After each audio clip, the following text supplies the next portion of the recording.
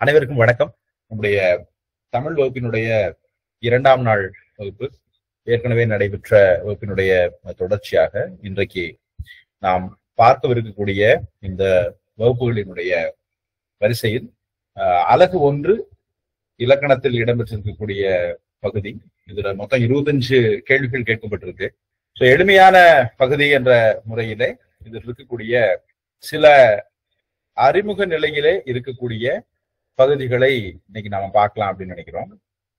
முன்னாடியே நம்ம கடந்த வகுப்புல பார்த்த ஒரு செய்தி, இணை எழுத்துக்களை அறிதல், சுற்றெழுத்து, வினா எழுத்து, ஒருமைப்பன்மை, வேர்ச்சொல், வினைமுற்று, வினையச்சம், பெயரச்சம், வினையாளனையும் பெயர், அயற்சொற்கள், தமிழ்ச்சொல், எதிர்ச்சொல், வினைச்சொல், எழுத்துப்பிழை, ஒற்றுப்பிழை சார்ந்த செய்திகள். அதுல எழுத்து பிரித்தெழுதுக, சேர்த்தெழுதுக, சந்திப்பிலை, வல்லினம் மிகுமிடம், மிகா இடம் அப்படிங்கிறது. இந்த பிரித்தெழுதுக, சேர்த்தெழுதுக ரொம்ப வழக்கமா நாம செய்யக்கூடிய ஒரு விஷயம் வந்து பயிற்சி வினாக்களின் மூலமாக இதை பிரித்தெழுதும் போது, சேர்த்தெழுதும் போது அடிப்படை நிலையில என்னென்ன மாதிரியான விதிகளை வந்து அதுல பின்பற்றணும் அப்படின்ற மாதிரி பள்ளி பாட புத்தகத்தில் இருக்கக்கூடிய வினாக்களை வந்து பார்ப்போம். சந்திப்புலைக்கும் ஏறத்தாழ அதே மாதிரி.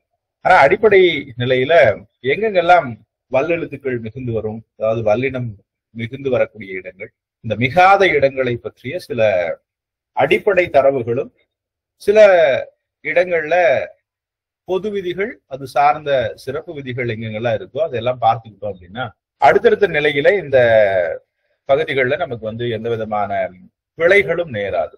முழுக்க முழுக்க அதுல ஒரு 5-6 கேள்விகள் கேட்கப்படுது அப்படின்னு சொன்னா முழுமையாகவே எல்லா கேள்விகளுக்குமான மதிப்பெண்களை நாம் பெறுவதற்கு அது வந்து வாய்ப்பாக அமையும். அந்த விதத்துல இன்னைக்கு நாம் பார்க்கக்கூடியது வல்லினம் மிகும் இடங்கள். அதுல நிறைய விதிகள் இருக்கு. ஏறத்தாழ நாம் ஒரு 12-13 விதிகளை பார்க்க போறோம். மிகும் இடங்களுக்கு அதே போல மிகா இடங்களுக்கும் சில விதிகள்.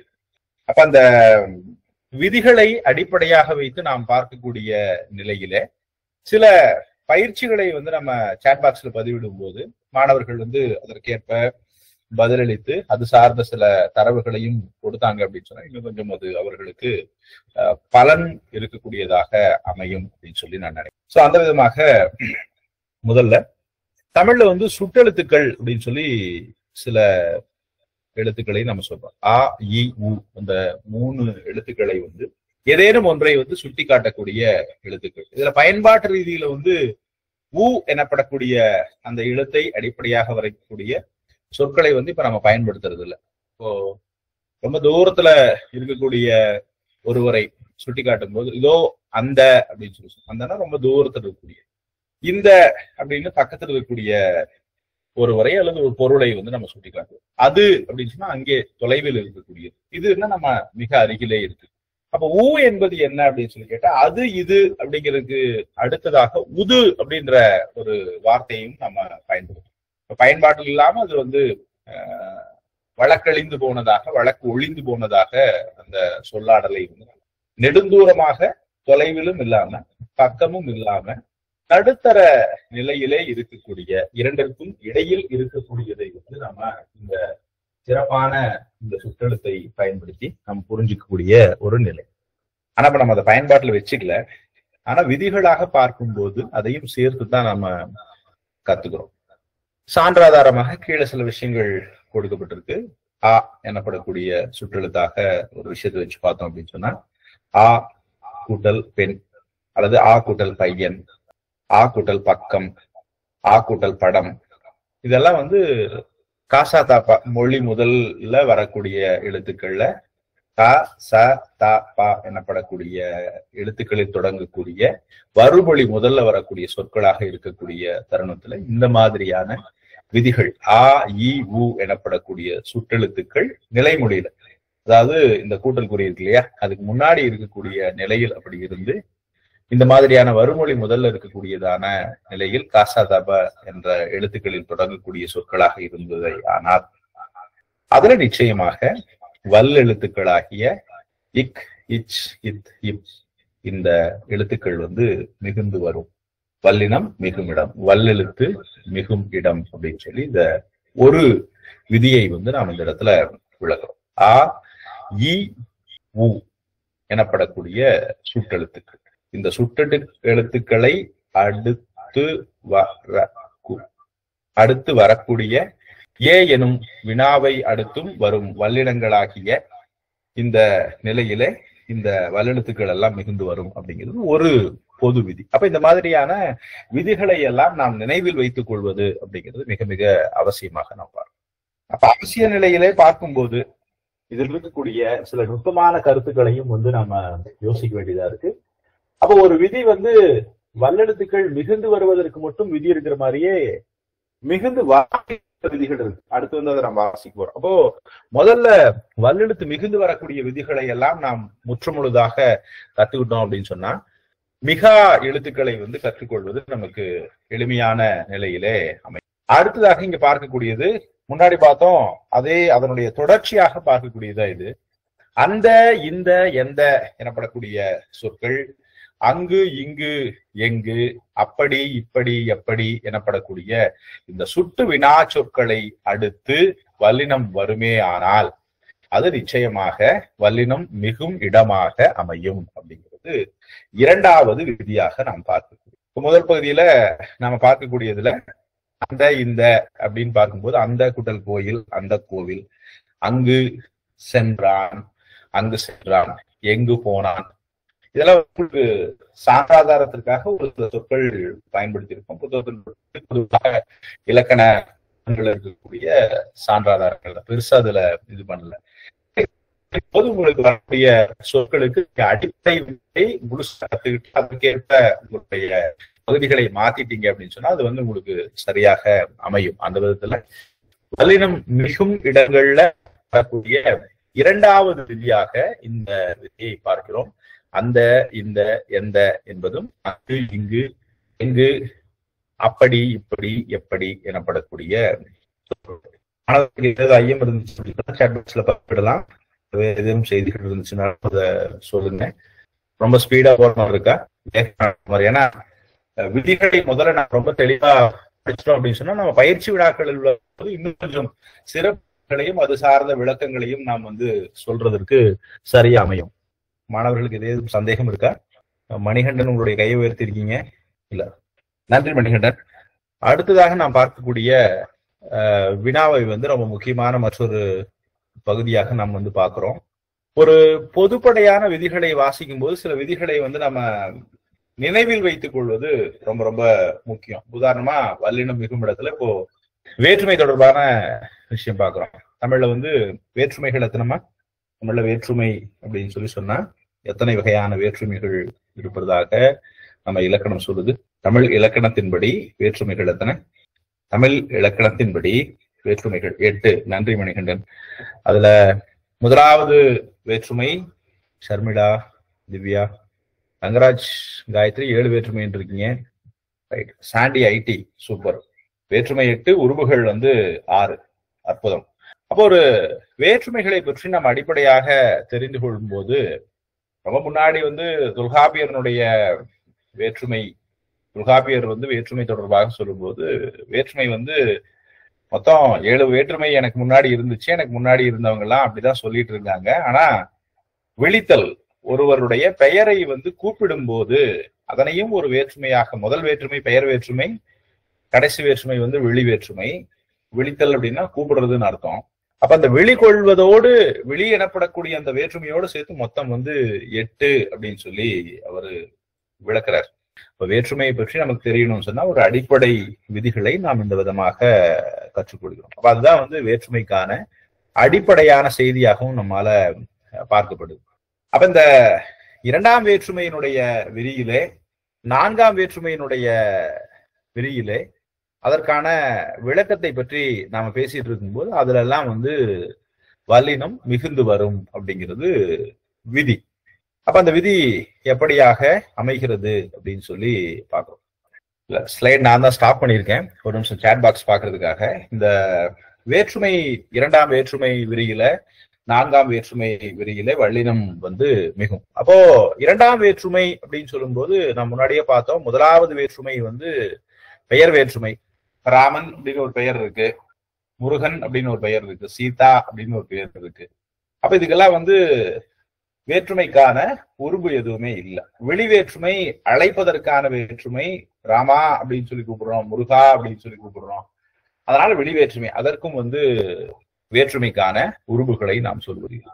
ஆனா இரண்டாம் வேற்றுமைக்கான உருவாக நாம் என்ன சொல்றோம்? ஐ அப்படின்னு சொல்லி சொல்றோம். ஐ ஆல் பூ இன்னது கண் அப்படிங்கிறது வேற்றுமைக்கான உருவுகள் அப்படின்னு சொல்லி நம்ம ஏற்கனவே பள்ளிப்பாட புத்தகங்கள்ல அதை வாசிச்சிருப்போம். அப்ப ஐ எனப்படக்கூடிய அந்த இரண்டாம் வேற்றுமைக்கான உருவினை சேர்க்கும் போது இந்த இடத்துல நூல் அப்படிங்கிறத நிலைமொழியாக வைத்து படி என்பதை வறுமொழியாக வச்சுட்டோம் அப்படின்னு சொன்னா ஒரு சான்றாக இதை வைத்துக் கொள்கிறோம். இப்ப நூலை கூட்டல் படி, நூலை படி. அப்ப இதுக்கான விதியாக சொல்லும் போது நம்ம என்ன சொல்றோம் சொன்னா இது இரண்டாம் வேற்றுமை விரியாக வருகிறது. எப்படி வந்திருக்கணும் அப்படின்னு சொன்னா நூல் படி அப்படிங்கிறது தான் அதற்கான சொல். அப்ப இரண்டாம் வேற்றுமைக்கான உருவை, இரண்டாம் வேற்றுமை அந்த இடத்துல ஐ. இப்ப நூல் கூட்டல் ஐ நூலை அப்படின்னு சொல்லி மாத்திரம். நூல் கூட்டல் ஐ நூலை. அப்ப நூலை படி அப்படிங்கும்போது அந்த இடத்துல வல்லொற்று வல்லினம் மிகுந்து வருதல் அப்படிங்கிறது இலக்கண விதி அப்படின்னு சொல்லி பார்க்கணும். இப்ப இரண்டாம் வேற்றுமை உருவு எப்படியோ ஐ, அதுக்கடுத்து ஆள், அதுக்கடுத்து கு என்பது நான்காம் வேற்றுமைக்கான விரி. அப்ப அந்த இடத்துல வரும்போது நாம் அதற்கான விரிவாக பார்க்கும்போது அவன் கொடுத்தான் அப்படி சொல்லக்கூடிய நிலையிலே அது பொருளாக இந்த இடத்துல வரும்போது கு என்பது அவனுக்கு உரிய உரிமையான ஒரு பொருள், அவனுக்கே உரியது அப்படின்னு சொல்லி சொல்லலாம். எளிதா புரியறதுக்காக நாம் அதை பயன்பாட்டு நிலையில சொல்றோம். அப்ப அந்த நான்காம் வேற்றுமை விரியிலே அப்ப அவனுக்காக கொடுக்கப்பட்ட ஒரு பொருள் எதுவா வேணாலும் இருக்கலாம். ஒரு கொடுக்கப்பட்ட ஒரு பரிசு பொருளாக இருக்கு, உணவுப் பொருளாக இருக்கு, தின்பண்டமா இருக்கு, ஏதோ ஒண்ணு ஆகட்டும் கொடுக்கக்கூடிய ஒரு பொருள். வறுமொழி முதல்ல நமக்கு கொடுத்தான் அப்படிங்கிற அந்த சொல்லை சேர்த்துக்கிறோம். ஏன்னா பொருள் நிறைவு பெறுவது அவசியம் இந்த இடத்துல. அப்ப அப்படிப்பட்ட நிலையில முன்னாடி நூல் படி, நூலை படி அப்படின்னு சொல்லி இரண்டாம் வேற்றுமையாக எழுதியிருக்கிறது. நான்காம் வேற்றுமையாக வரும்போது கு எனப்படக்கூடியது நான்காம் வேற்றுமை. அவனுக்கு அப்படின்னு வரும்போது அவனுக்கு கொடுத்தான். அப்ப ஏன் இந்த வல்லினம் மிகுவதற்கான விதியில இரண்டு விதிகளை நாம் இங்க பாக்குறோம். ஒண்ணு இரண்டாம் வேற்றுமைக்கான விரிவு, அடுத்தது நான்காம் வேற்றுமைக்கான. அப்ப ரெண்டு விதிகளை பாக்குறோம். ரெண்டுலயுமே வல்லினம். இப்ப நான் பார்த்துட்டு இருக்கக்கூடிய எல்லா விதிகளுமே ஒரு 10-12 விதிகளை தொடர்ச்சியா பார்க்க போறோம். ஒவ்வொரு விதியுமே வல்லினம் மிகுவதற்கான இலக்கண விதிகளை சொல்லுது. பின்னாடி இருக்கக்கூடியது இலக்கணம் வல்லினம் மிகாததற்கான இலக்கண விதிகளை பார்க்கணும். இப்ப பார்க்கும்போது உங்களுக்கு ஈஸியா இருக்கும். ஒரு விதி பார்த்துட்டோம், டக்குனு இங்க எல்லாம் மிகும் 10 விதி பார்த்தோன்னா டக்குன்னு சொல்லிடலாம். இல்ல இலக்கணம் பார்க்கும்போது வல்லொற்று மிகாத வல்லினம் மிகாத விதிகள், அதுக்கும் ஒரு 10 விதிகளை பார்க்கும்போது ரைட் இதெல்லாம் வராது அப்படின்றது தெரியும். ஆனால் எந்த விதமான விதிகளும் அற்ற நிலையிலே இங்க ஒரு 10-12 பிராக்டிஸ் பண்ணியிருக்கோம். மிகும் இடங்கள் மிகாத இடங்கள்ல ஒரு 10-12 பிராக்டிஸ் பண்ணியிருக்கோம். ஒரு 30 முற்றமுழுதா 30 விதிகள் தெரியும்.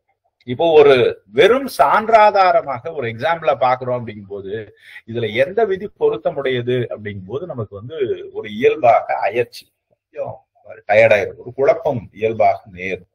அப்ப இந்த விதிகளை கற்றுக்கொள்ளும் போது இது எங்கெங்கெல்லாம் வருது, இதுல இருக்கக்கூடிய ஷார்ட்கட் எல்லாம் என்ன, எதை கவனத்துல வச்சிருக்கணும் அப்படிங்கிற இந்த செய்திகள் எல்லாம் ரொம்ப ரொம்ப முக்கியம். இப்போ நம்ம 2 விதிகள் பார்த்தோம். 3வது விதிய சிகப்பு நிறத்துல நம்ம மார்க் பண்ணியிருக்கோம். இதை இப்ப பார்க்க போறதுல மீண்டும் இதனுடைய சான்றாதாரங்களின் வழியாக மீண்டும் ஒரு நினைவூட்டல் வகுப்பு வரும்போது இந்த மாதிரியான சிறப்பு விதிகள்ல சற்றேறக்குறைய கொஞ்சம் கடினமா இருக்கக்கூடிய பகுதிகளை எல்லாம் மீண்டும் சேர்த்துவோம். ஏன்னா பேசிக்ஸ் எல்லாத்தையும் நம்ம கொஞ்சம் ஸ்ட்ராங்கா கத்துக்கலாம். அப்போ 2, 3, 4, 5ஆம் வேற்றுமை உருவும் பயனும் உடன்தொக்க தொகையில் வல்லினம் மிகும். அப்ப அந்த பயனும் உடன்தொக்க தொகை என்ன அப்படிங்கிறத நம்ம தொகைச்சொற்கள் எல்லாம் பார்த்ததுக்கு அப்புறம் இதில் இருக்கக்கூடிய இந்த விதிகளை எல்லாம் முற்றமுழுதாக தெரிஞ்சிட்டதுக்கு அப்புறம் நாம் பார்க்க வேண்டிய ஒரு விஷயமா பார்க்கிறோம். அப்ப இந்த இடத்துல வல்லினம் மிகும் இடத்துல இந்த ஸ்லைட்ல இருந்து நாம கத்துக்க வேண்டிய 2 விஷயம். ஒண்ணு இரண்டாம் வேற்றுமை விரி, அடுத்தது 4ஆம் வேற்றுமை விரி எனப்படக்கூடிய 2 செய்திகள். அடுத்ததான ஒரு விதி ரொம்ப எளிமையான ஒரு விஷயம். ஒண்ணு பண்பு தொகை, இன்னொன்னு இருபெயர் ஒட்டு பண்பு தொகை. அப்ப எது பண்பு தொகைன்னா உங்களுக்கே தெரியும். ஏதாவது ஒரு பொருளினுடைய வடிவம் சார்ந்தோ வண்ணம் சார்ந்தோ அமையக்கூடியது. அடிப்படையில் நம்ம அப்படி புரிஞ்சுக்கிறோம். ஒரு பொருளினுடைய வடிவமாயது வட்டமா இருக்கு, சதுரமா இருக்கு, உயரமா இருக்கு, நீளமா இருக்கு. இது அதனுடைய பண்பை குறிக்கும். சிவப்பு வண்ணத்தில் இருக்கு, கருப்பு வண்ணத்தில் இருக்கு, பச்சை வண்ணத்தில் இருக்கு. இது அதனுடைய புறத்தோற்ற அமைப்பை பற்றி சொல்றது. அந்த பொருளினுடைய பண்பை குறிக்கக்கூடியது. அப்ப அந்த பண்பு தொகை வரக்கூடிய நிலையிலே வல்லினமாவது மிகுந்து வரும். வழக்கமா அதுக்கு முன்னாடி நமக்கு தொகை அப்படிங்கிறது என்ன அப்படின்னு சொல்லுது. இலக்கணத்துல நம்ம நிறைய தொகைகளை பார்த்துருக்கோம். அந்த தொகைகள் என்பவை மிக மிக அவசியம். ஸ்கிரீன் ஷேர் பண்ணதை ஸ்டாப் பண்ணிடுறேன். மீண்டும் அந்த கேள்வி பகுதி முடிந்ததுக்கு அப்புறம் மீண்டும் நம்ம ஸ்கிரீன் ஷேர் பண்றேன். தொகைன்னா முதல்ல என்னப்பா? தொகை என்ற சொற்களை பார்க்கும்போது உங்களுக்கு இந்த தொகை அப்படின்னு சொல்லும்போது உங்களுக்கு என்னென்னலாம் அதுல புரிஞ்சிருக்குன்னு சொல்லி யாராவது கொஞ்சம் பதிவிடுங்கள. தொகை என்றால் என்ன? ரைட். சாண்டிங், மறைந்து வருவது அப்படிங்கிறது தொகை. ரைட். எப்படி மறைந்து வரும் அப்படிங்கிறது ரொம்ப முக்கியமான ஒரு செய்தி. அப்ப எது மறைந்து வரும் அப்படிங்கிறது. அப்ப தொகை சொற்களாக ஒன்றை சொல்லுகிறோம் அப்படின்னு சொன்னா எது பற்றி பேசுகிறோமோ, பண்பு தொகை பேசுறோம் அப்படின்னு சொன்னா அந்த பண்பாகியது மறைந்து வரும். வினைத்தொகையை பேசுகிறோமா, அப்ப அது அந்த காலம் காட்டக்கூடிய சில பகுதிகளை பற்றி நாம் தெரிஞ்சுக்கலாம். 3 காலத்துக்குரிய வினைத்தொகை இன்னும் மிக நுட்பமாக பார்க்கக்கூடியது அப்படின்னு சொல்லி அடுத்த நிலையில பார்க்கும்.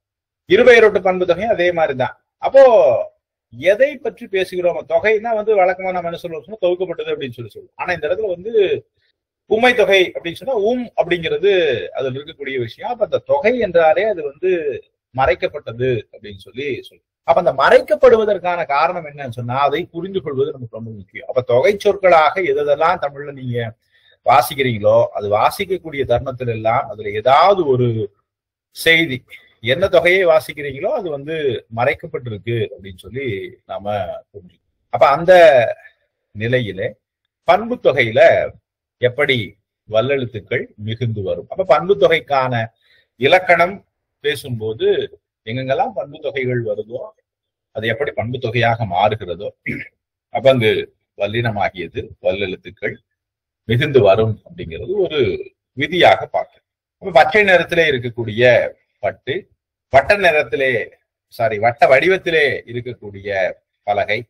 அப்ப இது எல்லாத்துக்குமே பண்பு தொகையில பண்பை குறிக்கக்கூடிய அந்த பச்சை வட்டம் எனப்படக்கூடிய சொற்களின் மூலமாக பட்டு பலகை அந்த ரெண்டுக்குமே அது வறுமொழி முதலாக இருக்கு. காசாதாப்பா என்ற வரிசையிலே பகர வரிசையிலே வரக்கூடிய சொற்களை கொண்டதாக அமையுது. அப்ப இந்த இடத்துல அதற்கு வல்லினமாகியது மிகுந்து வரும். பச்சை கூட்டல் பட்டு, பச்சை பட்டு, வட்ட கூட்டல் பலகை, வட்டப்பலகை. அதே மாதிரிதான் இருபெயரொட்டு பண்பு தொகை. வழக்கமா மேல பண்பு தொகை பார்த்துட்டோம். அப்ப இருபெயரொட்டு பண்பு தொகைன்னா என்னப்பா அப்படின்னு சொல்லி கேட்டா 2 பெயர் ஒட்டி வருது. அது சற்றேறக்குறைய அதுல ஒரு குறிப்பான ஒரு விஷயத்த பேசுறோம். அப்ப இருபெயரொட்டு பண்பு தொகைங்கிறது முதல்ல நமக்கு விளக்கம் தெரியும் இல்லையா? அப்ப இருபெயரொட்டு பண்பு தொகை என்பது என்ன அப்படின்னா முதலிலே சிறப்பு பெயரை அது பேசுவதாக இருக்கும். அதுக்கப்புறம் அது பொது பெயரை பற்றி சொல்வதாக இருக்கும். அதான் இருபெயரொட்டு பண்பு. என்னப்பா அது சிறப்பு பெயர், எது பொது பெயர் அப்படின்னு சொல்லி கேட்டா பூ என்பது பொது பெயர், அதுல ஒரு வகை மல்லிகை. பாம்பு என்பது பொது பெயர், அதுல ஒரு வகை சாரை. நாகம் அப்படிங்கிறது அதுல ஒரு வகை. நாகம் கூட்டல் பாம்பு, நாகப்பாம்பு. மல்லிகை கூட்டல் பூ, மல்லிகை பூ. ரோஜா கூட்டல் பூ, ரோஜா பூ. சாமந்தி கூட்டல் பூ, சாமந்தி பூ. இல்லையா? பழம் அப்படின்னு வச்சுக்கிறோம்னு வச்சுங்களேன், ஏதாவது ஒரு பழம், மா இல்லையா? மா கூட்டல் பழம், மாம்பழம். அப்ப இந்த அடிப்படை நிலையிலே இருபெயரொட்டு பண்பு தொகை எப்படி அமைகிறது அப்படின்னு சொன்னா முதலிலே சிறப்பு பெயரை சொல்லி பின்னால் பொது பெயரை சொல்வதாக அமைகிறது. இதுல ரொம்ப நுணுக்கமா ஒரு விஷயம் நீங்க தெரிஞ்சுக்க வேண்டியது இருக்கு. சில சொற்களை தவிர பெரும்பாலான சொற்கள் சாரை பாம்பு மாதிரி அல்லது மல்லிகை அப்படின்ற மாதிரி இருக்கிறதுல இருபெயரொட்டு பண்பு தொகையாக இருக்கக்கூடிய பட்சத்துல சிறப்பு பெயரை சொன்னீங்க அப்படின்னாலே பொது பெயர் என்னன்னு சொல்லி நீங்க சொல்ல வேண்டியதில்லை, தானா விளங்கும், அது புரியும் நமக்கு. சாரை அப்படின்னாலே சாரப்பாம்பு தான் தெரியும், மல்லிகை அப்படின்னாலே அது பூதான் அப்படின்னு சொல்லி தெரியும். ஆனாலும் கூட நாம் முதலிலே அதனுடைய சிறப்பு பெயரை சொல்லி அதன் பின்னே அதனுடைய பொது பெயரை சொல்லி விளக்கக்கூடிய நிலை இருக்கு. அப்ப இது மீண்டும் இது இந்த மாதிரியான சொல்லாடல்கள் வரும்போது முதல்ல பண்பு தொகைக்கு ஒரு விதி பார்த்தோம். அதே மாதிரி இருபெயரொட்டு பண்பு தொகை ஒன்றோடு ஒன்று தொடர்புடையது. அதனால அடுத்தடுத்து ரெண்டு விஷயங்களை பார்த்திருக்கோம். அந்த இந்த அப்படி இப்படி மாதிரியே இங்க பார்க்கக்கூடிய அது இது மாதிரி ஒவ்வொன்றுக்கும் ஒரு சில விதிகளை பார்க்கும்போது ஒன்றாக சேர்த்து பார்த்துட்டோம், உங்களுக்கு நினைவுல ஈஸியா வச்சுக்கலாம், மறந்து போகாது. அந்த வகையில இந்த பண்பு தொகை இருபெயரொட்டு பண்பு தொகை அப்படிங்கிற ரெண்டு விஷயங்களை நாம பார்க்கிறோம். அடிப்படையான நிலையிலே இரண்டு செய்திகள். அதே போல உவமை, அதையும் வந்து நம்ம என்ன சொல்றோம், உவமை தொகை அப்படின்னு சொல்லி சொல்லக்கூடிய நிலையிலே. அப்ப எது உவமை அப்படின்னு சொல்லி கேட்டா, இந்த ஊமை பார்க்கும்போது சில இடங்கள்ல வந்து அடிப்படை வந்து நம்ம புரிஞ்சுக்கிறது ரொம்ப ரொம்ப அவசியம். எப்பவுமே ஊமை சொல்லும் போது போல அப்படின்னு சொல்லி இது மாதிரி இருக்கிற அது அப்படின்னு சொல்லி ஒன்றை போல இருக்கக்கூடிய மற்றொன்று. இப்ப ஒன்றை போல அப்படிங்கிறத நீங்க பயன்படுத்துறீங்க அப்படின்னாலே உயர்வான பொருளை முதல்ல சொல்றோம் அப்படின்னா, தாழ்வான பொருளை பின் சொல்லுகிறோம் என்பதுதான் அதனுடைய உயர்வான பொருள். எது அப்படின்னு சொல்லி கேட்டா, நீங்க ஊமைக்கக்கூடிய எதை வந்து இதை காமிச்சு இது மாதிரி இருக்கிறது அப்படின்னு சொல்லி சொல்றோம் இல்லையா, எதை வந்து நம்ம முன்னுதாரணமாக காட்டுகிறோமோ அதெல்லாம் உயர்வானதாக இருக்கு. முகம், அதுக்குதான் இப்ப எக்ஸாம்பிள் சொல்ல போறோம். எப்படி இருக்கு இந்த முகம்? ஒளி வீசக்கூடியதா இருக்கு, ரொம்ப அழகா இருக்கு. அதுக்கு நம்ம என்ன சொல்றோம்னு சொன்னா நிலா முகம் அப்படின்னு சொல்லி சொல்றோம். நிலவு போல இருக்கக்கூடிய, நிலவு மேலானது. முகம் வந்து நிலா மாதிரி ஒளி வீசாது, ஆனா அந்த அளவுக்கு இருக்கு அப்படின்றதுனால உயர்வான ஒரு பொருளை முதல்ல சொல்லி அப்புறம் எதை அதோட கம்பேர் பண்றோமோ, எது அதனோடு சேர்ந்து இன்னும் நன்றாக விளக்கப்படுகிறதோ அதை பேசுவது அப்படிங்கிறது நம்முடைய மலர் கூட்டல் கண், மலர் கண். மலர் போன்ற கண்கள், மலர் மாதிரி இருக்கிற கண்ணு அப்படின்னு சொல்றாரு. அடுத்தது தாமரை கூட்டல் கை, தாமரை கை அப்படின்னு சொல்லி சொல்றோம். தாமரை போல இருக்கக்கூடிய கைகள் தாமரை கை அப்படின்னு சொல்லி.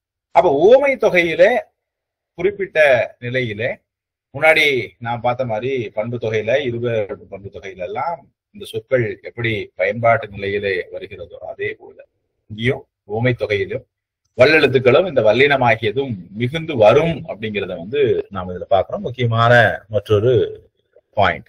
அடுத்த செய்தி, அடுத்த ஒரு விதியாக நாம பார்க்கக்கூடியது ஓரெழுத்து ஒரு மொழி. வழக்கமா தமிழ்ல ஓரெழுத்து ஒரு மொழி பின்னாடி நம்ம வாசிக்க போறோம். வழக்கமா ஓரெழுத்து ஒரு மொழி அப்படிங்கிறது வந்து, மொழி அப்படிங்கிறது வந்து இந்த இடத்துல வந்து மொழினா லாங்குவேஜ் கிடையாது. இந்த இடத்துல வந்து அதை நம்ம வழக்கமா என்ன சொல்றோம், சொல் அப்படிங்கிற ஒரு பொருளை பயன்பாட்டு நிலையில அதை பயன்படுத்தும். ஒரே எழுத்து தான், ஆனா அது ஒரு பொருளை தரக்கூடியதாக, நிறைவு செய்யக்கூடிய, நிறைவு பெற்ற ஒரு பொருளை தருவதாக அமைகிறது. தி, பூ, கை, ஆ, சோ, கா, இதெல்லாம் வந்து தமிழ்ல ஒரு சில ஓரெழுத்து ஒரு மொழி அப்படின்னு சொல்லி பார்க்கணும். தமிழ்ல என்னென்னலாம் ஓரெழுத்து ஒரு மொழி இருக்கு அப்படின்னு சொல்லி கொஞ்சம் பதிவிடுங்களே பார்ப்போம். உங்களுக்கு தெரிஞ்ச ஓரெழுத்து ஒரு மொழி பொருளோட ஓரெழுத்து ஒரு மொழியில இதெல்லாம் இங்கே நமக்கு உங்களுக்கு தெரியுமோ அந்த ஓரெழுத்து ஒரு மொழி என்னென்ன அப்படிங்கிறத வந்து நீங்க இங்க பதிவிடலாம். ரொம்ப கடினமான கேள்வி இல்லது, கொஞ்சம் எளிமையான கேள்விதான். கொஞ்சம் பொருளோட, அதான் ரொம்ப முக்கியம். தமிழ்ல வந்து ஓரெழுத்து ஒரு மொழி எண்ணிக்கையின் அளவுல நமக்கு தெரிஞ்சது வந்து நம்ம ஒரு 5 சொல்லலாம், 10, 15, 20, 25 போக முடியும் அப்படி. ஆனா பொருளோட நமக்கு என்ன தெரியும் அப்படிங்கிறதுதான் வந்து இங்க நடைமுறை சிக்கல். ஏன்னா அது புரியணும் இல்லையா? அது உங்களுக்கு வந்து அடுத்த சொல்லாடலுக்குள்ள நம்ம போனோம் அப்படின்னு சொன்னா அது வந்து பயன் இல்லாதது. கோ அரசன், ஐ தலைவன், மா விலங்கு, வி மலர், கா சோலை, சோ மதில், சங்கர் குமார் நல்ல சாண்டி, 40 குறில் 2 நெடில், நோ தூ 42 மொத்தம், கூ பூமி, ஏ அம்பு. சரி, ஓரளவுக்கு நிறைய பேரு அந்த ஓரெழுத்து ஒரு மொழி குறித்த அறிமுகத்தோட இருக்கீங்க. நம்ம மீண்டும் இந்த பகுதிக்கு போயிடலாம். போனதுக்கு அப்புறம் மீண்டும் வந்து இதில் இருக்கக்கூடிய சில செய்திகளை வந்து பார்ப்போம். போதும், சாட் பாக்ஸ்ல பதிவிட வேண்டாம். நான் வந்து உங்களுக்கு ஈறுகிட்ட எதிர்மறை பெயரெச்சம் பின்னாடி நடத்தணும். முதல்ல வந்து ஓரெழுத்து ஒரு மொழி முதல்ல முடிச்சிடலாம். அது ஓரெழுத்து ஒரு மொழின்னா என்னன்னு சில அடிப்படை விஷயங்கள் நமக்கு தேவை. அதனால அது தொடர்பானது பேசிட்டு இருந்தோம். இந்த ஓரெழுத்து ஒரு மொழி என்பது ஒரே எழுத்தாலான பொருள் தரக்கூடிய, அது சில மொழிகளுக்கு உரிய சிறப்பு கூறு அப்படின்னு சொல்லி சொல்றோம். தமிழ் மொழிக்கு அந்த சிறப்பு கூறு இருக்கு. அப்படிப்பட்ட ஓரெழுத்து ஒரு மொழிக்கு பின்னால் காசாதப என தொடங்கக்கூடிய இந்த எழுத்துக்களாலான சொற்கள் வறுமொழியினுடைய முதலிலே இருக்குமே ஆனால் அது வந்து இயல்பாகவே வல்லெழுத்து மிகுந்து வரும் அப்படிங்கிறது இலக்கணத்தினுடைய ஒரு விதி. தீக்குட்டல் சுடர், பூக்குட்டல் கூடை. நீங்க எப்படி மாத்தி கூட எழுதலாம். பூக்கூட்டல் சுடர்னா பூச்சுடர், தீக்கூட்டல் கூடை தீக்கூடை. மாதிரி இந்த சொற்களின் பின் வல்லினம் வரக்கூடிய தருணத்திலே அது மிகுந்து வரும், வல்லெழுத்து மிகுந்து வரும் அப்படிங்கிற ஒரு இலக்கண விதிக்கு சில சான்றாதாரங்களை பார்த்தோம். அடுத்தது ரொம்ப முக்கியமான மற்றொரு செய்தி நம்ம முன்னாடியே பார்த்தோம். ஈறுகெட்ட எதிர்மறை பெயரச்சம் என்ற நிலையில. அப்ப இந்த ஈறுகெட்ட எதிர்மறை பெயரச்சம் அப்படிங்கிறது அடிப்படை நிலையில முதல்ல நம்ம முதல் வகுப்பு பார்க்கும் போதே பார்த்தோம். ஒரு வேர்ச்சொல் இருக்கு அப்படின்னா அந்த வேர்ச்சொல்லாயது மேலும் சில சொற்களை உருவாக்கக்கூடிய தன்மை உடைத்து அப்படின்னு சொல்லி பார்ப்போம். உதாரணமா சாட் பாக்ஸ்ல பதிவிட்டு இருக்கேன். நில் எனப்படக்கூடிய ஒரு வார்த்தை, இது ஒரு அடிப்படையில வேர்ச்சொல். இந்த வேர்ச்சொல்லை அடிப்படையாக வைத்து நாம் சில சொற்களை உருவாக்க முடியும். ஒரு பெயரச்சத்தை உருவாக்கலாம், வினையச்சத்தை உருவாக்கலாம், வினையாளனையின் பெயரை உருவாக்கலாம், தொழில் பெயரை உருவாக்கலாம், வினை முற்றை உருவாக்கலாம். இதெல்லாம் அடிப்படை. அப்ப இந்த நிலையிலே எதெல்லாம் இருக்கு அப்படின்னு சொல்லி பதிவிடுறோம். இப்ப நில் எனப்படக்கூடிய இந்த வேர்ச்சொல் இருக்கு. இதற்கான பெயரச்சம் என்ன அப்படிங்கிறத பதிவிடுங்க. பெயரச்சம் என்ன அப்படிங்கிறத பதிவிடலாம். நில் என்ற சொல், அதுல நின்ற என்பது பெயரச்சமாக அமைகிறது. சங்கர், சாண்டி 2 பேருக்குமே வாழ்த்துக்கள். கேட்டா டக் டக்குன்னு பதில் வருதே, சிறப்பு. இப்போ ஒரு அடிப்படை நிலையிலே ஒரு வேர்ச்சொல்லாயது பெயரச்சமாக மாறுகிறது, வினையச்சமாக, வினைமுற்றாக, தொழில் பெயராக, வினையாளனை பெயர். இது நம்ம கத்துக்கிட்டோம் அப்படின்னா இந்த இடத்துல இன்னும் நிறைய விஷயங்களுக்கு பயன்படக்கூடிய நிலையிலே இருக்கு. உதாரணமா இதனோட நேரடியா தொடர்பில் இருக்கக்கூடியது அல்ல, இருந்தாலும் கூட உங்களுடைய பயிற்சிக்காக சில விஷயங்கள் அங்கங்க பாத்திரலாம் அப்படின்றதுக்காக இப்ப அடுத்த ஒரு சின்ன பதிவு இத முடிச்சு நான் மீண்டும் வல்லினம் மிகும் இடம் மிகா இடத்துக்கு போயிடலாம். இது ஒரு வேர்ச்சொல் சார்ந்த ஒரு சின்ன பயிற்சியா வச்சுக்கணும். இப்படி ஒரு வேர்ச்சொல் இருக்கு. இந்த வேர்ச்சொல்லினுடைய பெயரச்சம் முன்னாடியே கேட்கணும். அதனால நீங்க வினையச்சம் என்னவா இருக்கும்? இந்த வேர்ச்சொல்லினுடைய வினையச்சம். சாண்டி நில்லுக்கு அல்ல, அடுத்த வேர்ச்சொல் குழுவுல பதிவிட்டு இருக்கோம். எழுது என்பது வேர்ச்சொல்.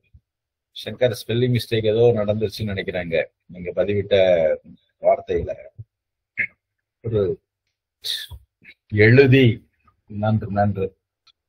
குழுவில் இருக்கிற நிறைய பேர் ஒரு சில மாணவர்கள் மட்டும் பதிவிடும் போது உங்களுக்கு பதில் தெரிஞ்சிருக்கலாம், கட்டச் செய்ய நேரம் கூட ஆகலாம்.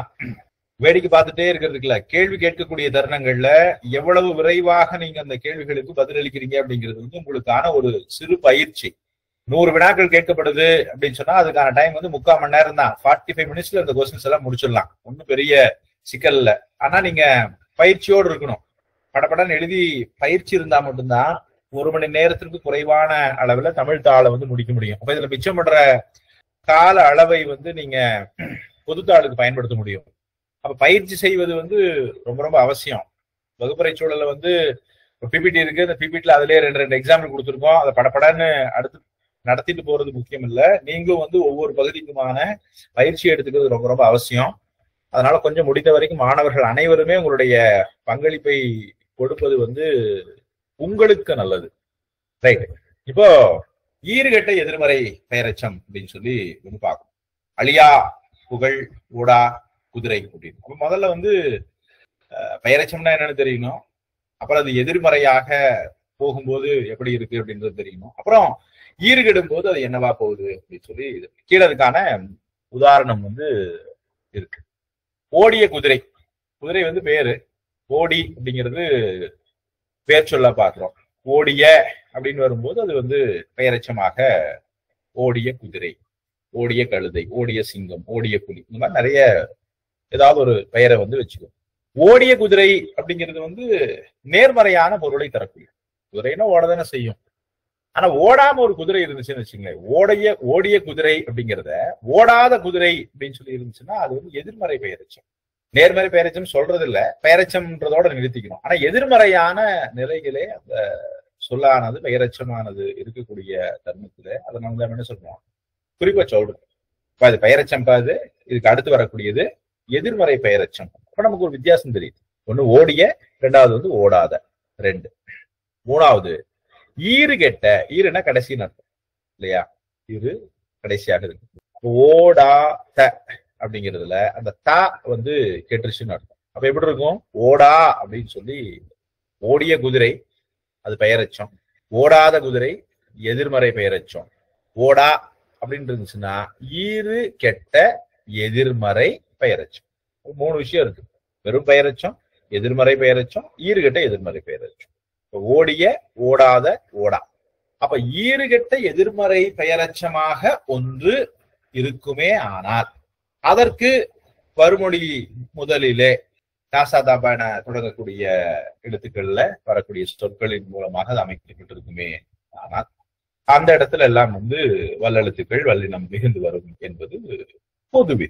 அப்ப அந்த நிலையில ஓடாத குதிரை ஓடிய குதிரை தான், அது ஓடாத குதிரை ஆகி ஈறு கெடும்போது ஓடா அப்படின்னு வரும்போது ஓடா கூட்டல் குதிரை, ஓடா குதிரை அப்படின்னு சொல்லி அழியா புகழ் அப்படின்னு சொல்லி ஒரு வார்த்தை முன்னாடி பார்ப்போம். ஃபர்ஸ்ட் வந்து நேர்மறையா சொல்லும்போது அழிந்த புகழ் தான் அது, அப்புறம் அழியாத, அப்புறம் அழியா.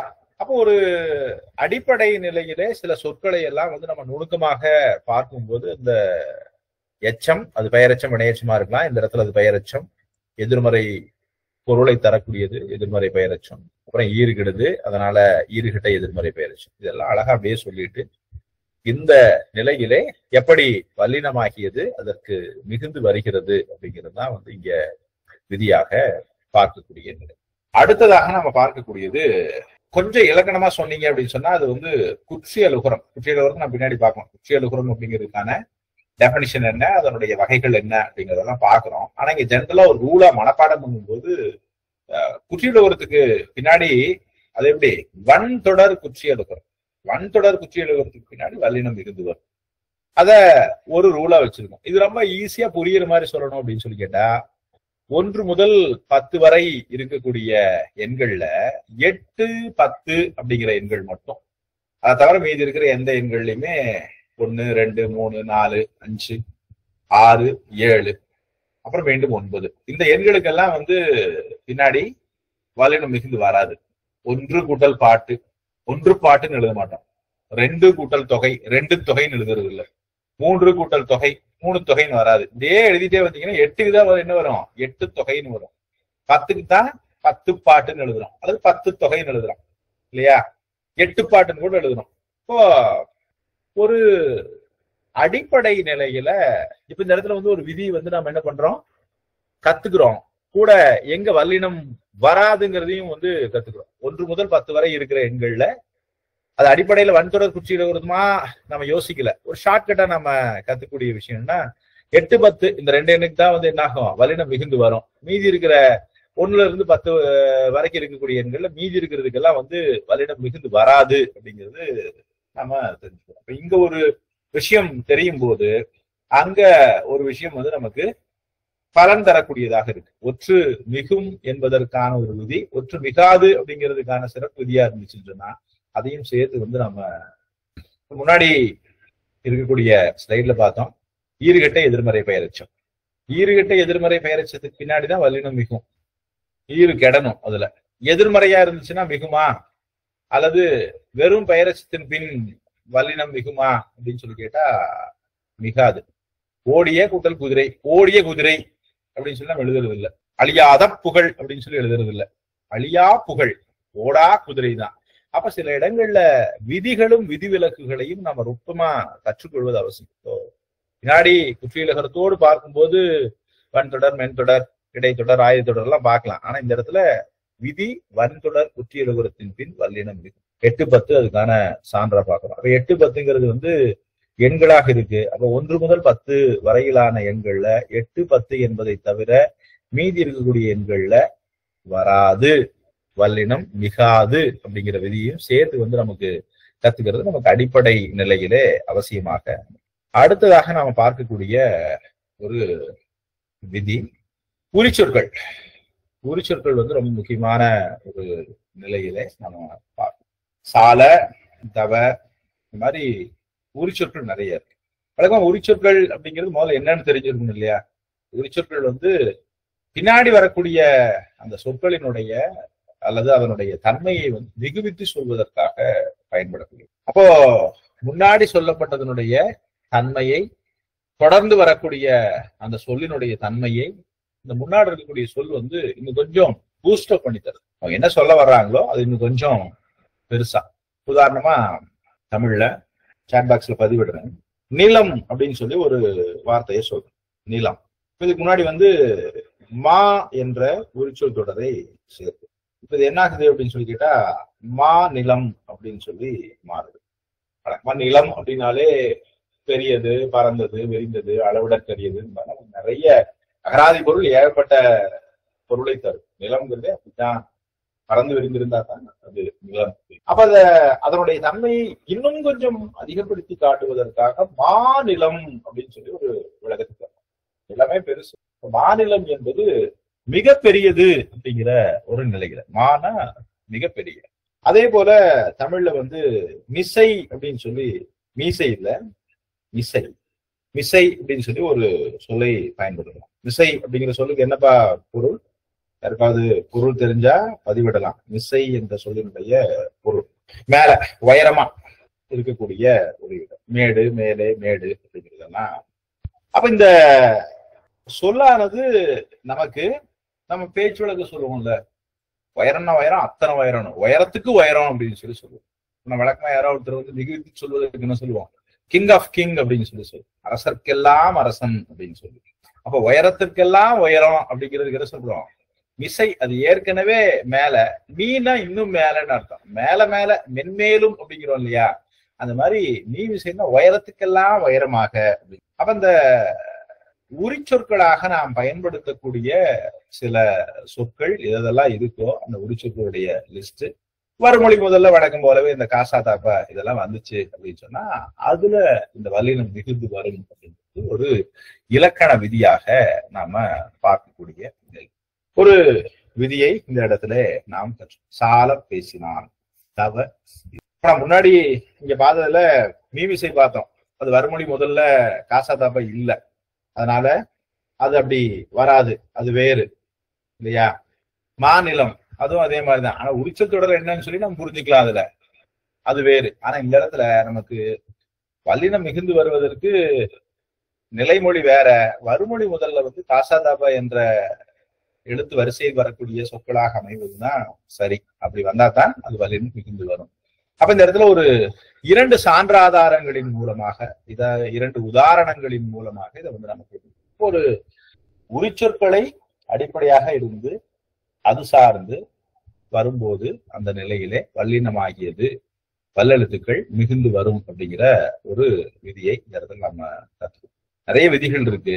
இது ஒரு கொஞ்சம், அதாவது இது வரைக்கும் நான் பார்த்த எல்லாமே வந்து ஒரு பேசிக்கா இருக்கக்கூடிய விஷயம் இருந்துச்சு. இதுதான் அதுக்கான ரூல் அப்படின்னு கொஞ்சம் ஒரு லெவல் 2 அப்படிமோ இல்லையா? இது வரைக்கும் வந்து நம்ம பார்த்த ஒரு 10-12 செய்திகளுமே லெவல் 1 வச்சுக்கலாம். இது லெவல் 2 அப்படின்னு சொல்லி வச்சுக்கிறோம். நிறைய இருக்கு இடைச்சொற்கள்ல. பட் நம்ம ஒரு 2 தான் வந்து இன்னைக்கு சான்றாதாரமா பார்க்கிறோம். என, இனி இந்த மாதிரியான இடைச்சொற்கள் இருக்கு.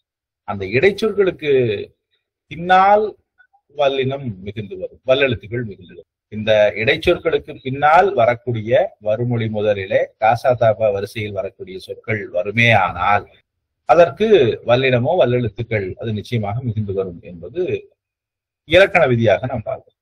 என கூட்டல் சொன்னான், என கூட்டல் கூறினான், என கூறினான்.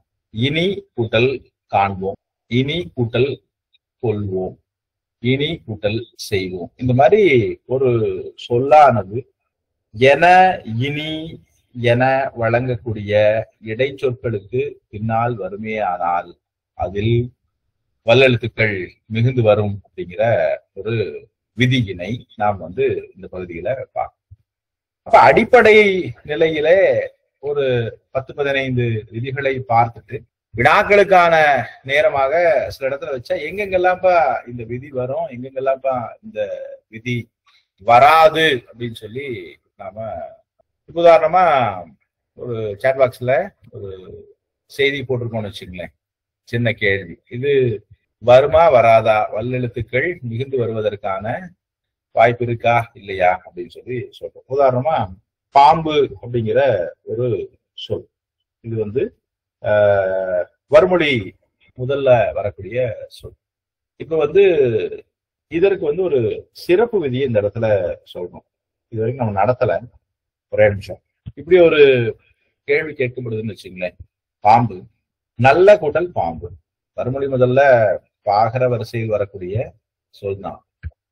பட் சொல்லும் போது அப்ப அது எப்படி வரணும், எப்படிப்பா வரணும், ஒற்று மிகுமா மிகாதா அப்படிங்கிறதா அதில் இருக்கக்கூடிய கேள்வி. நல்ல அப்படிங்கிறது வந்து பெயரச்சமா சாண்டி? நல்லங்கிறது வந்து இந்த இடத்துல சிறப்பு விதி. நம்ம எப்பவுமே நம்ம தமிழ் இலக்கண நூல்கள்ல ரொம்ப நுணுக்கமா பாத்தீங்க அப்படின்னு சொன்னா, நம்ம ஏன் கிளாசிக்கல் லாங்குவேஜ் அப்படின்னு சொல்லி சொல்றோம் அப்படின்னா, தொல்காப்பியமா இருக்கட்டும், திருக்குறளா இருக்கட்டும், பிற நூல்கள் எல்லாத்துலயுமே விதிகளை சொல்லும் போது ரொம்ப ரொம்ப கவனமா சொல்லியிருப்பாங்க. நன்னூலாரா இருக்கட்டும், நன்னூல் எழுதின பவனந்தி முனிவர் எப்பவுமே பொது விதிகள், ஜெனரல் ரூல் எப்பவுமே வந்து ஃபர்ஸ்ட் லிஸ்ட் அவுட் பண்ணிடுவாங்க. இது ரூல் 1, இது 2, இது 3, 4, 5 அவ்வளவுதான். அப்புறம் ஸ்பெஷல் ரூல் மேபி 2 and 3ல இதுக்கு எக்ஸெப்ஷன் உண்டு, 1 and 5க்கு இந்த மாதிரி ஒரு எக்ஸெப்ஷன் உண்டு, 1, 2, 3, 4க்கு இந்த எக்ஸெப்ஷன் இருக்கு அப்படின்ற மாதிரி எக்ஸெப்ஷனலா இருக்கக்கூடிய விடுபடக்கூடிய சிறப்பு கூறுகள் உண்டு. பினிஷிங் டச் இருக்கும் இல்லையா, கட்ட கடைசியா இருக்கக்கூடியது அப்படின்னு இருக்கிறதுலே அதான்பா கடைசி, அதுக்கு பின்னாடி எதுவுமே இல்லை அப்படிங்கும் போதுதான் இருக்கிறதுலே மிகச்சிறந்த முற்ற முழுதான விதிவிலக்குகள் எல்லாம் அப்படிதான் சொல்லப்படும். அப்போ இந்த முற்ற முழுதான விதி விலக்குகள் வரக்கூடிய தருணங்கள் நல்லங்கிறது வந்து ஒரு சிறப்பு. பின்னாடி நம்ம பார்க்கும்போது பார்ப்போம். உங்களுக்கு இது ஒரு வழக்கமா பார்க்கக்கூடிய எல்லா இடத்துலயுமே ஒற்று மிகுந்து வரும் மிகுந்து வரும் மிகுந்து வரும் அப்படின்னு சொல்லி பார்த்தோம் இல்லையா. அப்ப அந்த இடத்துல வந்து சில இடத்துல வந்து வராமலும் இருப்பதற்கான காரணம் வந்து இருக்கு. உதாரணமா ஒரு செய்தி பார்க்கிறோம், முன்னாடி பார்த்ததுதான், நான் அதை சாட் பாக்ஸ்ல பதிவிடுறேன். 1, 2, 3, 4, 5, 6, 7, 9 ஆகியவற்றின் பின் வல்லினம் மிகாது. இப்ப நமக்கு இது படிச்சதுமே நமக்கு டக்குன்னு என்ன ஞாபகத்துக்கு வரணும், 8, 10, 2 இருக்குப்பா, அதுக்கு முன்னாடி வல்லினம் மிகும். அப்ப இந்த இடத்துல மிகாது அப்படின்னு சொல்லி ஒரு விஷயத்த நம்ம அங்க நினைவில் ஒன்றாக சேர்த்து பார்த்துக்கிறோம். அப்போ ஒரு பொருளை ஒன்றோடு மற்றொன்றாக நாம பயன்படுத்தும் போது வேறொரு சிறப்பு விதியை வந்து நாம பயன்படுத்துவது அவசியம். உதாரணமா ஓடா குதிரை பார்த்தோம் இல்லையா. ஓடா குதிரை அப்படிங்கிறது ஒரு ஈறுகட்ட எதிர்மறை பெயரச்சம். அதனால வந்து அந்த செய்தியை வந்து நம்மால பார்க்க இயலும் அப்படின்றதுக்காக முன்னாடி பார்த்தோம். இப்ப அதே நிலையில அடுத்ததான ஒரு கேள்வி இங்க பதிவிடுறேன். வினைமுற்று தொடர்கள்ல வல்லினம் மிகாது. முன்னாடி பார்த்தது வந்து பெயரச்சம் அல்ல, எதிர்மறை பெயரச்சமும் அல்ல, ஈறுகெட்ட எதிர்மறை பெயரச்சம். அங்க வல்லினம் மிகும். ஓடா குதிரை. இங்க வினைமுற்று தொடர், வினைமுற்று தொடராக வரக்கூடிய தருணத்திலே இங்க வந்து நிச்சயமாக வல்லினம் மிகுந்து வராது. அதே சான்றாதாரத்தையே நம்ம பயன்படுத்துவோம், அதே குதிரை தான். ஆனா இந்த இடத்துல வரும்போது எப்படி வரும் அப்படின்னு சொல்லி கேட்டா, ஓடின அப்படின்னு சொல்லி வரும். வினைமுற்றாக வரக்கூடிய தருணத்துல ஓடி, ஓடின.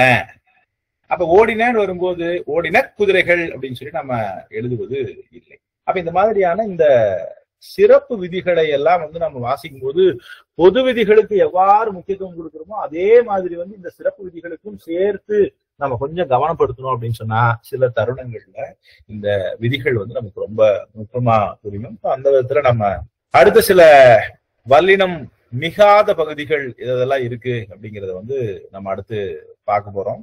மாணவர்கள் வேற ஏதாவது வினாக்கள் இருந்துச்சு அல்லது இது வரைக்கும் நடத்தின பகுதிகளில் எல்லா விதிகளையும் சொல்லல, ஒரு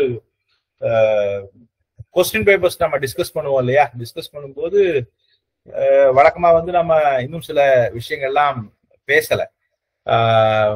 அந்த விதிகளை எல்லாம் நம்ம அடிப்படையில பேசினது வந்து பொதுவாக முந்தைய ஆண்டுகளிலே கேட்கக்கூடிய கேள்விகளுக்கு மட்டும்தான் வந்து நம்ம பதில் கொடுத்துட்டோம். உதாரணமா ஈறுகட்ட எதிர்மறை பெயரச்சத்துக்கு பின்னாடி வல்லினம் மிகும் அப்படிங்கிற அந்த செய்தி சொல்லப்பட்டிருக்கு. இகரையீற்று வினையச்சத்துக்கு பின்னாடி வல்லினம் மிகும், அகரையீற்று வினையச்சத்துக்கு பின்னாடி வல்லினம் மிகும், ஆய் போய் அப்படிங்கிற வினையச்சத்துக்கு பின்னாடி வல்லினம் மிகும். இதெல்லாம் இன்னும் விதிகளாக இருக்கு, அதை நம்ம சொல்லல. நம்ம உதாரணங்களை தேர்வுல எழுதும் போது, பிராக்டிஸ் டெஸ்ட் எழுதும் போது இதுக்கான விதிகளை எல்லாம் சிறப்பு விதிகளாக பார்க்கும்போது நம்ம அதை பார்ப்போம். அப்போ ஒரு விதிகளை பார்க்கும்போது பொதுப்படையாக ஒவ்வொரு ஆண்டும் நிறைய கேள்விகள் கேட்கக்கூடிய அந்த விதிகள் தான் அடிப்படையில வகுப்பறை சூழல்ல நம்ம பேசக்கூடியது. சில தருணங்கள்ல சில விதிவிலக்குகளான விதிகளும் இருக்கு. அதை நம்ம இந்த மாதிரி சாட் பாக்ஸ்ல சில பதிவிடும் போது அதையும் சேர்த்து நாம பார்த்தோம். இதை தாண்டி பெருசா அதுல வினாக்கள் வருவதற்கான வாய்ப்பு இல்லை. அப்ப அந்த வகையில ஒரு அடிப்படை நிலையில ஒற்றெழுத்துக்கள் அல்லது வல்லெழுத்துக்கள் வல்லினம் மிகுந்து வரக்கூடிய ஒரு இடத்தை பற்றி நம்ம பார்க்கும்போது தொடர்நிலையாக நாம பார்க்கக்கூடியது வல்லினம் மிகா இடங்களை பற்றியும் இந்த இடத்துல பார்க்கணும். அந்த மிகா இடங்கள் அப்படிங்கிறது ரொம்ப முக்கியமான ஒரு செய்தி. எதெல்லாம் இருக்கு அப்படிங்கறத அதுல நம்ம பார்க்கலாம். வல்லினம் மிகா இடங்கள் ஸ்கிரீன் ஷேர் பண்ணிருக்க தெரியுதா? வல்லினம் மிகா இடங்கள் சில விதிகளை இதுல நம்ம பாக்குறோம். அந்த விதத்துல அங்க பார்த்த மாதிரியே இங்கேயும் ஒரு இந்த சுற்றெழுத்துக்கள் பார்த்தோம். இங்க வேறு மாதிரியா அந்த சுற்றெழுத்துக்களை கொண்டு உருவாக்கப்படக்கூடிய சொற்கள் தான். ஆனா இந்த சொற்கள் எப்படி இருக்கு? அந்த, இந்த, எந்த அப்படிங்கிற மாதிரி இல்ல. அது, இது, அவை, இவை எனப்படக்கூடிய சுட்டு சொற்கள். இந்த சொற்களின் பின்னால் அப்புறம் எது, எவை எனப்படக்கூடிய வினா சொற்களுக்கு பின்னாடியும் வல்லினம் மிகுந்து வராது அப்படிங்கிற ஒரு இலக்கண விதியை. அது, இது, அவை, இவை எனப்படக்கூடிய சுட்டு சொற்களும் எது, எவை எனப்படக்கூடிய வினா சொற்களுக்கு பின்னாடியும் வல்லினம் மிகுந்து வராது என்ற விதியினை நாம் இந்த இடத்துல, ஏன்னா ஒரு பார்ட்டுக்கு நம்ம சான்றாதாரங்களோட பார்த்தோம். கொஞ்சம் டைம் ஆயிடுச்சு. ஒரு பகுதி வல்லினம் மிகா இடங்களுக்கு சான்றாதாரங்கள் இல்லை. ஏன்னா வல்லினம் மிகாது. நான் மீண்டும் இந்த பகுதி முடிச்சதுக்கு அப்புறம் சில சாம்பிள் கொஸ்டின்ஸ் குரூப்ல போஸ்ட் பண்றேன் நம்மளுடைய சாட் பாக்ஸ்ல. அதை நீங்க பிராக்டிஸ் பண்ணும்போது உங்களுக்கு இன்னும் கொஞ்சம் இங்க மிகுமா மிகாதா அப்படிங்கிற அந்த உற்றுக்கு நீங்க சரியா வந்துருவீங்க. இங்க வல்லினம் மிகா இடங்கள்ல அடுத்த ரெண்டு விதி இன்னும் எழுவாய் தொடர்ல வல்லினம் மிகுந்து வராது. ஆ, ஏ, ஓ எனப்படக்கூடிய வினா எழுத்துக்களுக்கு பின்னாடி வல்லினம் மிகுந்து வராது. வல்லெழுத்துக்கள் மிகுந்து வரக்கூடிய அந்த விதிகள் இல்லை. 3 விதி பார்த்துட்டோம். இப்ப நான் முன்னாடி பார்த்த சொற்கள் மாதிரியே இந்த அத்தனை, இத்தனை, எத்தனை என்ற சொற்களுக்கு பின்னாடியும் வல்லினம் மிகாது. அப்ப இங்க முன்னாடி பார்த்தோம் இல்லையா? அது, இது, அவை, இவை அப்படிங்கிறது மாதிரியே அடுத்து பார்க்கக்கூடியது என்ன அப்படின்னா அத்தனை, இத்தனை, எத்தனை எனப்படக்கூடிய சொற்கள். இதுக்கு பின்னாடியும் வல்லினம் மிகுந்து வராது அப்படிங்கிறத பார்க்கணும். அடுத்த விதி, அங்க சில இடங்களிலே தொகை சொற்கள் மிகுந்து வரும் அப்படின்னு சொல்லி பார்த்தோம். இங்க உண்மை தொகையில வல்லினம் மிகாது அப்படின்னு சொல்லி பார்த்தோம். உண்மை தொகை மாதிரியே வேறொரு தொகையிலும் வல்லினம் மிகுந்து வராது. எந்த தொகையில? உண்மை தொகையை போலவே வேறொரு தொகையிலும் வல்லெழுத்துக்கள் மிகுந்து வராது. உண்மை தொகை மாதிரியே. அது என்ன தொகை? உண்மை தொகை 1. வேற பண்பு தொகை பார்த்தோம், அதுல மிகுந்து வரும். 22 பண்பு தொகை அதுல மிகுந்து வரும்னு பார்த்தோம். வினை தொகையில மிகுந்து வராது இல்லையா?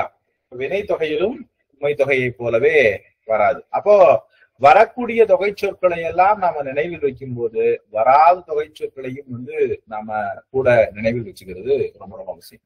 வினைத்தொகை திட்டமிட்டு அதுல போடல இல்லையா?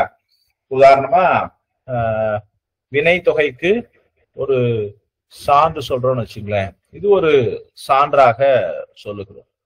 அல்லது வழக்கமா எல்லாரும் பயன்படுத்தக்கூடிய ஒரு சான்று ஊறுகாய் இல்லையா? பள்ளியில நமக்கு வினைத்தொகைனாலே டக்குன்னு நமக்கு என்னவா ஞாபகத்துக்கு வரும்? இதுதான் வரும். உண்ணக்கூடிய பொருள்கள் தான் வினைத்தொகைக்கு நமக்கு நம்முடைய தமிழாசிரியர்கள் நமக்கு சான்றா சொல்லி கொடுத்துருப்பாங்க. ஒண்ணு சுடுசோறு, 2வது குடிநீர், 3வது ஊறுகாய். இந்த 3 தான் வினைத்தொகைக்கான ஆஸ்தான சான்றாதாரங்கள் அல்லது எடுத்துக்காட்டுகள் அப்படின்னு சொல்லி பார்க்கலாம். அப்ப இந்த இடத்துல நம்ம சுடுகுடல் சோறு அப்படின்னு எழுதும்போது சுடுச்சோறு அப்படின்னு எழுதுறது இல்ல, ஊறுகுடல் காய், ஊறுக்காய் அப்படின்னு சொல்லி எழுதுறது. வழக்கமா சில இடத்துல நம்ம அதை ஒற்று வருமா வராதாங்கிறதுக்கு இலக்கண விதிகளை எல்லாம் நம்ம அப்ளை பண்ண வேண்டியது இல்லை. நம்ம சொல்லி பார்த்தாலே தெரியும் ஆட்டோமேட்டிக்கா வருமா வராதா அப்படிங்கிற விஷயங்கள்.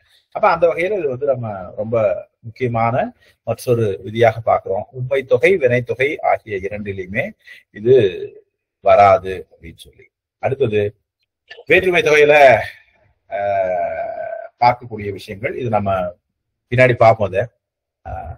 8, 10 தவிர பிற எண்களுக்கு பின் அதை நம்ம முன்னாடியே பார்த்தோம், சாட் பாக்ஸ்ல பார்த்த அதே செய்தி தான். அடுத்து ரொம்ப முக்கியமான ஒரு பாயிண்ட் வந்து இந்த பாயிண்ட், வியங்கோள் வினைமுற்றுக்கு பின்னாடி வராது, இரட்டை கிளவி அடுக்கு தொடர்கள்ல வல்லினம் மிகுந்து வராது.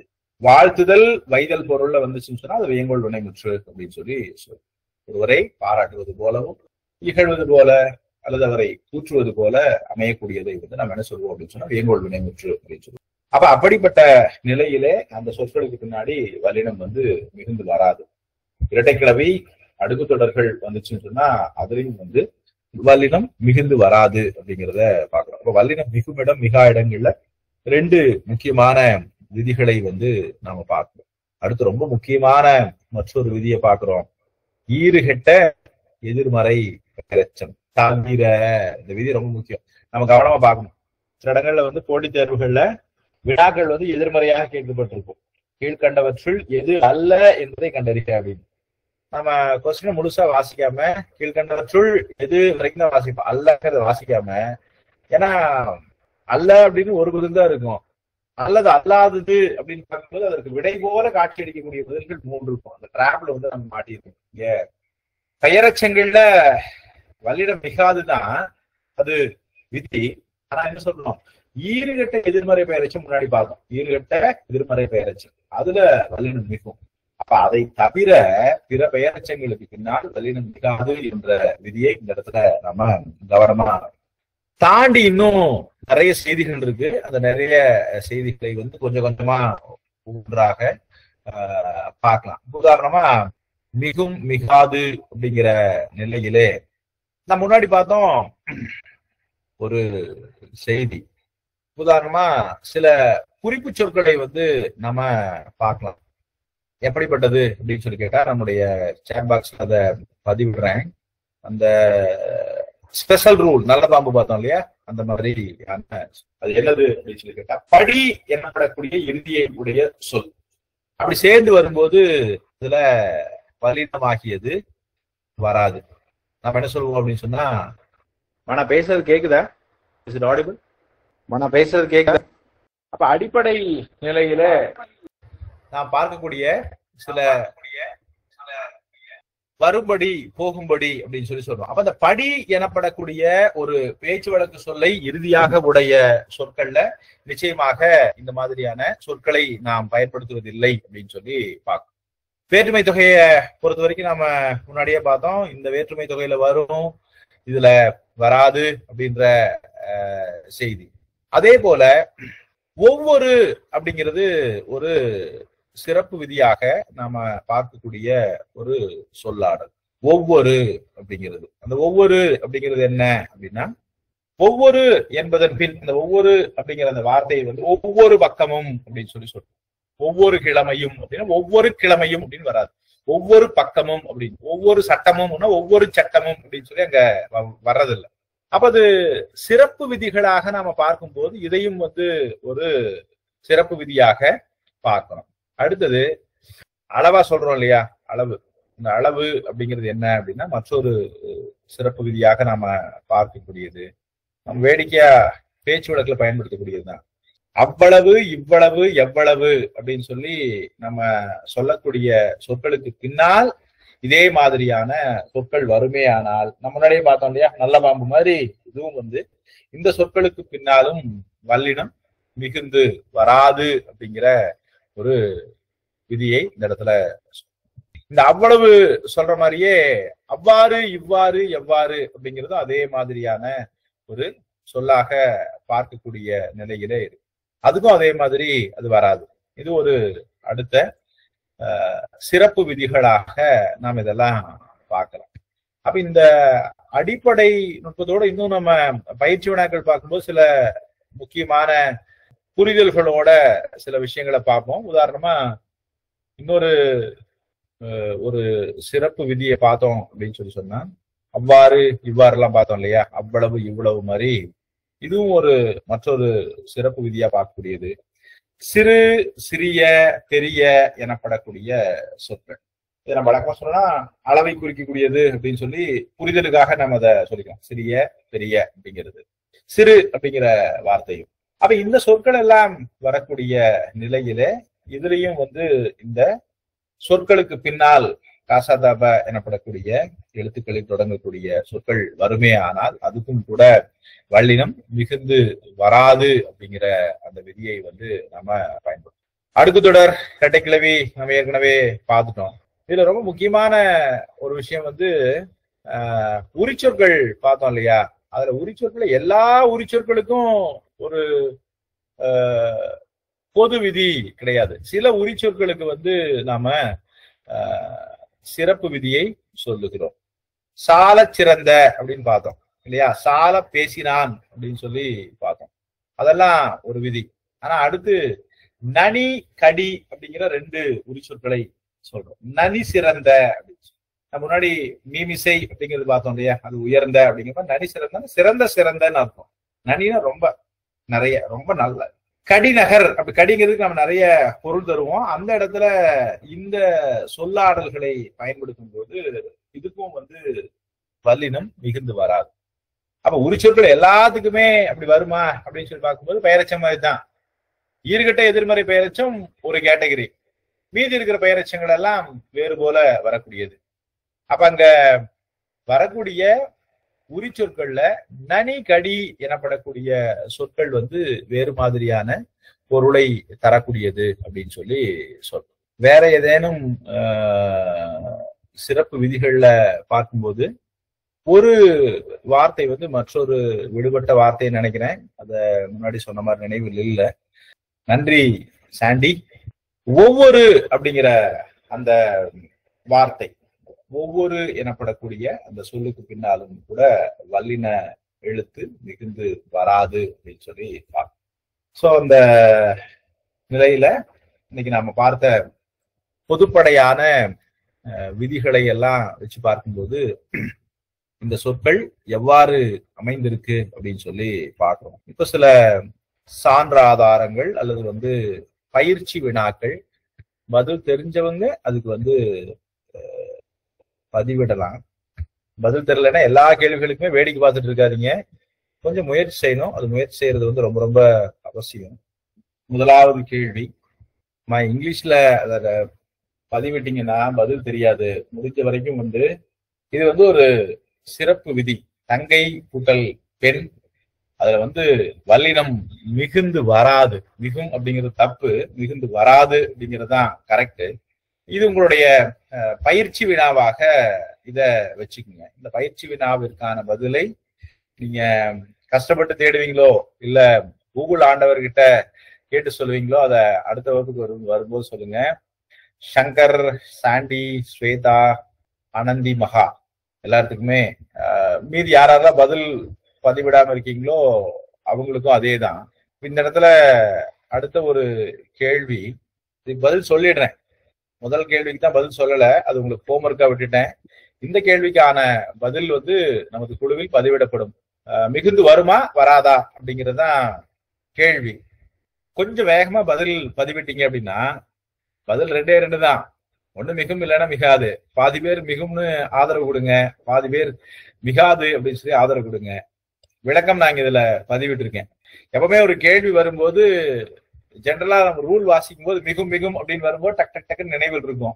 மிகாது மிகாது அப்படிங்கும்போது டக் டக் டக்குன்னு நினைவில் இருக்கும். அது கேள்வியாக பார்க்கக்கூடிய தருணத்துலதான் அது மிகுமா மிகாதா அப்படிங்கிறத நம்ம என்னென்னலாம் நமக்கு அவைலபிள் ரூல்ஸ் இருக்கோ அது எல்லாத்தையும் நம்ம வந்து அதுல அப்ளை பண்ணி பார்க்கணும். எவ்வளவு வேகமா, ஒரு 30 செகண்ட்ஸ்க்குள்ள, ஒரு நிமிஷத்துக்குள்ள எவ்வளவு ரூல் அப்ளை பண்ணணும் அப்படின்னு சொல்லி கேட்டா நமக்கு இருக்கக்கூடிய இந்த எல்லா விதிகளையும் வந்து அப்ளை பண்ணி பாக்குறது ரொம்ப முக்கியம். ஏன் மிகாது அப்படிங்கிறதுக்கான காரணத்தை வந்து நான் முன்னாடி பதிவிட்டு இருக்கேன். ரொம்ப முக்கியமான ஒரு கேள்வி.